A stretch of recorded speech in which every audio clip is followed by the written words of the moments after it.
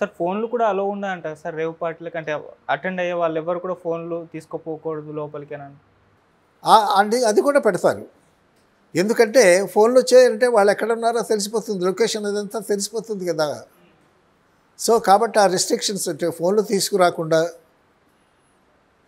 ఆ రెస్ట్రిక్షన్స్ డెఫినెట్‌గా ఉంటాయి. ఇప్పుడు ఆ లంక వాసు అనేటటువంటి వాడు ఇట్లాంటివి చాలా చేసి ఉంటాడు. చాలా పబ్బులు నిర్వహించాడు అతను. సో, అందులో ఆరితేరి ఉంటాడు. కాబట్టి ఏంటంటే రెస్ట్రిక్షన్స్ పెడతాడు. తర్వాత వచ్చేవాళ్ళు కూడా వాళ్ళకి ఒక కోడ్ ఇస్తాడంట. ఆ కోడ్ చూపిస్తేనే వాళ్ళు లోపలికి అలౌ చేస్తారు.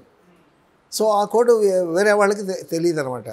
తర్వాత హేమ వెళ్ళేటప్పుడు తన ఒరిజినల్ పేరు చెప్పలేదంట. కృష్ణవేణి అని పేరు చెప్పి వెళ్ళిందంట. మొత్తానికి ఏదైతేనే హేమ పట్టుబడింది. తర్వాత ఆ టెస్ట్ అది చేశారు. చేసేటప్పుడు ఆ రిపోర్ట్స్లో డ్రగ్స్ తీసుకున్నట్టు రుజువైంది. తర్వాత శ్రీకాంత్ ఏమో కాదు అనేటటువంటి విషయం తెలిపింది. వాడెవడో శ్రీకాంత్ లాగా ఇలాగ ముసుగేసుకుని ఇట్లా ఉండేసరికి శ్రీకాంత్ కూడా నాలాగే ఉన్నాడు. వాడు మనిషిని పోలిన మనుషులు 7 ఉంటారంట. నీలాంటి మనుషులు ఇంకా 6 ఉన్నారు. అసలు నువ్వు ఒరిజినల్ ఆదిత్యమో లేకపోతే 6లో ఎవరో తెలియదు. అలాగే నాలోనే ఉంటారు. కాబట్టి మనిషిని పోలిన మనిషి ఉన్న వెంటనే వాళ్ళు ఏం చేస్తారంటే ఒక సెన్సేషనల్ న్యూస్ కోసం పోలీసులు కూడా ఏదో చెప్తారు. శ్రీకాంత్ ఉన్నాడు, హేమ ఉంది, వాళ్ళు ఉన్నారు, వీళ్ళు ఉన్నారు అని చెప్తారు. తర్వాత తెలియనటువంటి విషయం. తర్వాత 68 మంది పురుషులు, 32 మంది స్త్రీల మీద ఎఫ్ఐఆర్ ఫైల్ చేశారంట. సార్ ఈ రేవ్ పార్టీ మామూలుగా పొలిటికల్ వార్ కూడా క్రియేట్ చేసింది సార్ ఏపీలో. టీడీపీ, వైసీపీకి మధ్య. వాళ్ళేమో ఇది టీడీపీ రేవ్ పార్టీ అని వీళ్ళు, వైసీపీ రేవ్ పార్టీ అని వీళ్ళు అంటున్నారు. డెఫినెట్గా ఉంటారు. ఇప్పుడు ఒక సినిమా యాక్టర్లే వెళ్ళరు కదా, డబ్బున్నోళ్ళు వెళ్తారు, పొలిటికల్ పీపుల్ వెళ్తారు. ఇప్పుడు ప్రతి వాళ్ళు అది ఎంజాయ్ చేయాలని వెళ్తారు. సో, అప్పుడు వాళ్ళ మీద వీళ్ళ మీద వాళ్ళు ఆరోపణలు చేసుకోవటం, దుమ్మెత్తి పోసుకోవటం మామూలే. సో, ఆ లంక వాసు అనేటటువంటి ఏ సామాజిక వర్గానికి చెందినవాడో, ఏ పార్టీకి చెందినవాడో లింకులు కూడా ఉంటాయి కదా, ఫ్రెండ్స్ ఉంటారు కదా. ఆ లింకులు ఉండేటప్పుడు సహజంగా ఆ ఆరోపణలు మామూలే. ఆ డ్రగ్స్ ఎవరు తీసుకున్నారు అనేటటువంటి టెస్ట్ చేస్తే 86 మంది పాజిటివ్గా కన్ఫర్మ్ అయ్యారంట డ్రగ్ తీసుకున్న వాళ్ళు. సో,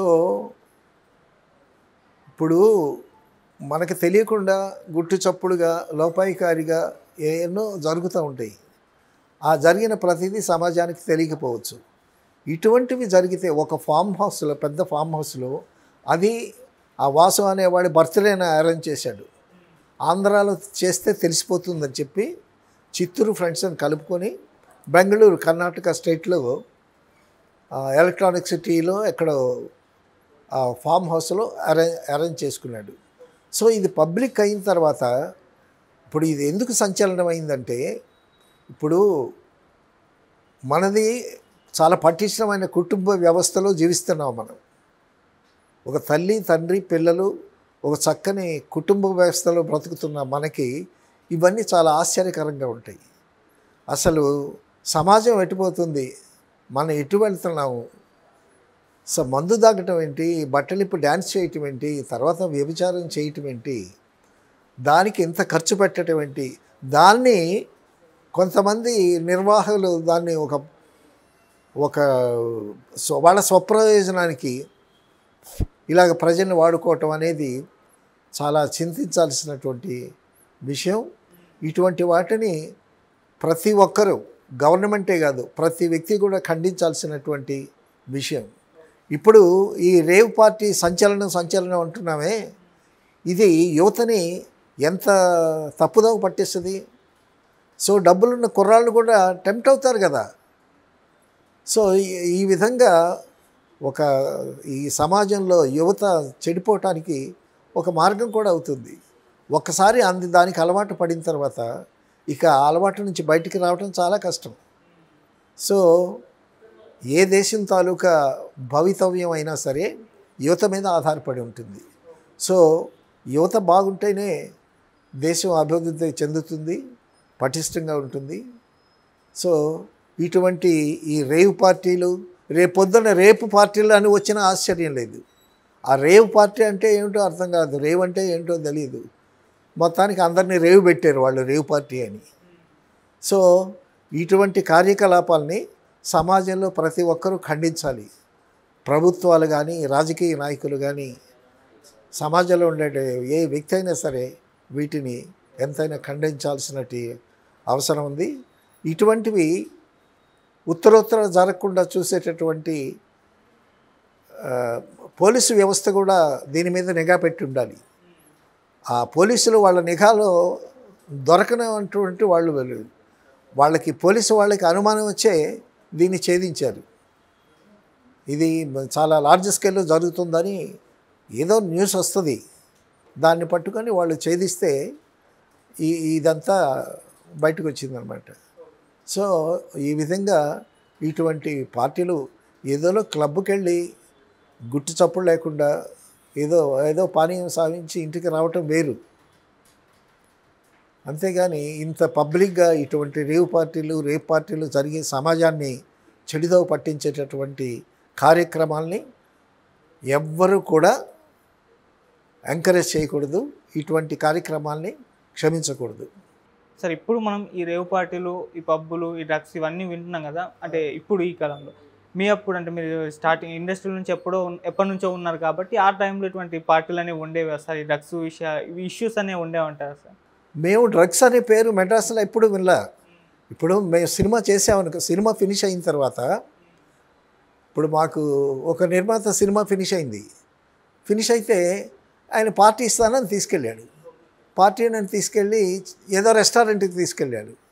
రెస్టారెంట్కి తీసుకెళ్ళి అక్కడ మాకు ఏదో తినిపించాడు. టేస్ట్ బాగానే ఉంది.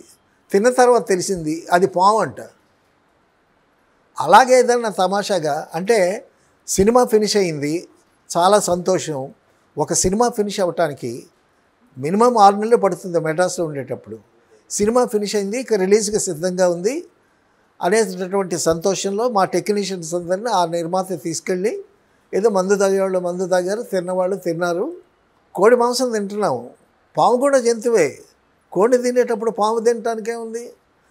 చైనాలో బల్లుని కూడా తింటారు, కప్పల్ని బ్రహ్మాండంగా తింటారు.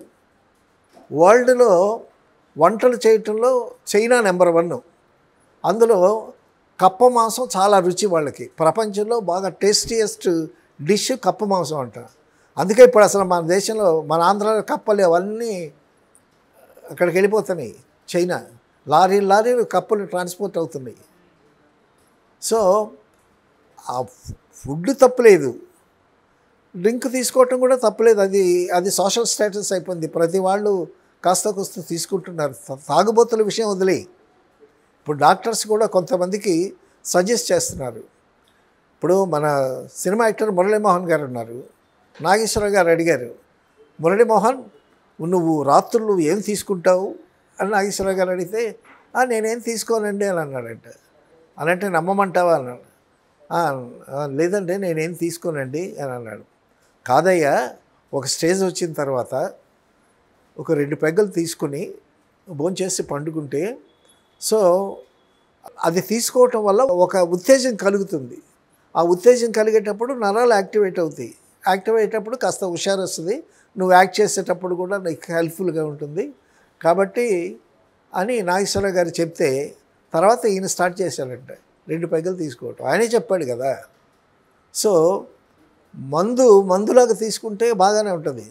మందు ఎక్కువ తీసుకుంటే ఈ రేవ్ పార్టీలు వస్తూ ఉంటాయి. కాబట్టి అతి సర్వత్రా వర్జయేత్. ఎక్కువ తిన్నా, ఎక్కువ తాగినా ఇట్లాంటి ఇవే వస్తాయి. కాబట్టి ఈ రేవ్ పార్టీలు అనేటటువంటి ఈ దరిద్రపు వీటిని కార్యక్రమాల్ని మనం ఎవరు కూడా క్షమించకూడదు. వాళ్ళకి తగిన శిక్ష కూడా పడాలి. మరి హేమకి ఏం శిక్ష పడుతుందో తెలియదు మనకి, అది కోర్టులు చూసుకుంటాయి. హేమకి శిక్ష పడితే మరొకళ్ళు దాని జోలికి వెళ్లకుండా ఒక గుణపాఠం జరుగుతుంది. అందులో ఆవిడ ఒక మిడిల్ ఏజ్డ్ లేడీ.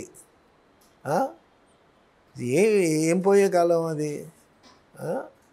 సో ఇటువంటి దుర్వార్తలు మనం వినటం, అది పెద్ద సంచలనం అయిపోయిందని మన ఛానల్లో చెప్పుకోవటం, ఇటువంటి పరిస్థితి ఎవరికీ రాకూడదు. ఏమంటావు నువ్వు?